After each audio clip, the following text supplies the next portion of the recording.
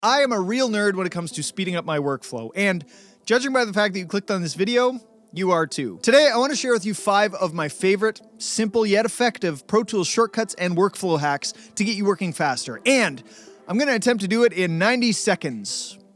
So we'll see how that goes. Let's put a timer and see how well we do. Stick around to the end of the video because these tips very much do go hand in hand and build upon each other, so you don't want to miss the later tips. As well as, I may have included a bonus tip to give you an extra little speed boost. What's up, guys? Alex from ANAK Creates here, and to really speed this up, let's dive right in. Edit selection, match tracks. This little button up here I basically always have engaged, and if I don't, there better be a good reason for it. Basically what this function does is anytime you make a selection on the timeline, it automatically selects the associated tracks. Now, this will be built upon in the following tips, so it's important to get this engaged. But once you start using this, you see how handy it really is. Track navigation shortcuts. Now, this is a bit of a bundle of shortcuts for you, so I guess you're getting a little added bonus here. So once you've easily selected a track just by selecting something on the timeline, you can hit Shift-S to toggle solos, Shift-M to toggle mutes, Shift-R to toggle the record enable button, and Shift-I to toggle the input monitoring button. Now, I say toggle because it toggles the function of each track individually, regardless of the other tracks in the selection. The solo mode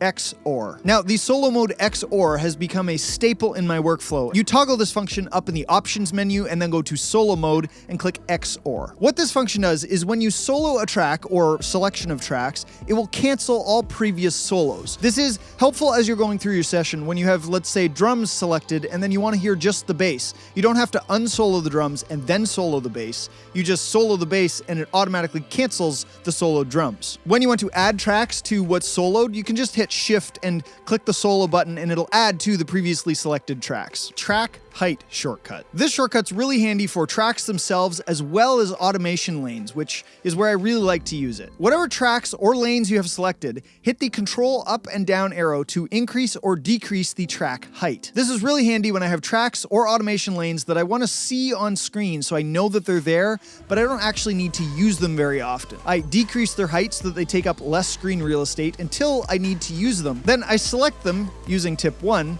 and easily increase their height using this shortcut to actually be able to use them. Playlist shortcuts. Now, these shortcuts are used in reference to the selected track. To create a new playlist, hit the Control and backslash. And to create a new playlist on multiple tracks, it's Control, Shift, Option, and backslash. To duplicate a playlist on the selected track, it's Control, Command, and backslash. To duplicate a playlist on multiple tracks, it's Control, Command, Shift, Option, and backslash.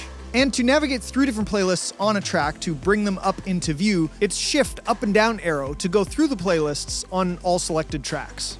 This can be really handy when comping or comparing tracks in 2 different playlists side by side, because it's easy to make a selection, copy that, and go up to the next playlist and paste it. But there are tons of possibilities on how you use this depending on your workflow. And now a bonus tip for you, which is the AZ button, or as it's technically called, the keyboard focus mode. I'm throwing this in here because, well, I don't really know why I wouldn't, and a lot of the shortcuts I use are built upon this button being on. Now, what keyboard focus mode allows is single key shortcuts, and there are tons that I'm not going to get into in this video. That's going to be a future video, but I did want to give an honorable mention to keyboard focus mode so you can turn it on and start experimenting for yourself. There are a few different keyboard focus modes. The main one that I use is in the edit window.